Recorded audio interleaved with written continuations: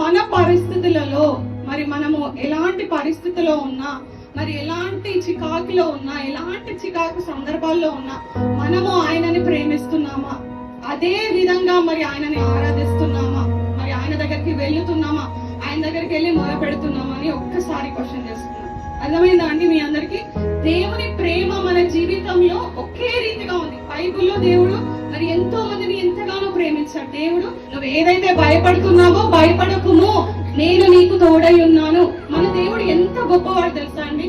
మరి ఈ లోకంలో చూసినట్టయితే మరి ఎన్నో మరి మనుషుల ప్రేమలో మన మన స్థితిగతిని బట్టి ఉంటుంది, కానీ దేవుని ప్రేమ మాత్రం యథార్థం. హల్లెలూయా. అది నిరంతరము, దట్ ఇస్ ఎవర్ లాస్టింగ్. మనం ఎలాంటి పరిస్థితిలో అయినా, మనం ఎలాంటి సిచ్యువేషన్ లో ఉన్నా కానీ మన దేవుడు మాత్రము మనని మాత్రము ఎప్పుడు ప్రేమించే దేవుడు అంటారు. సో ఈ ఉదయకాల సమయంలో మీరు ఎలాంటి పరిస్థితిలో ఉన్నారో నాకు తెలియదు, కానీ ఎలాంటి పరిస్థితిలో ఉన్నా కానీ దేవునికి మాత్రము దగ్గరగా జీవించండి. హల్లెలూయా.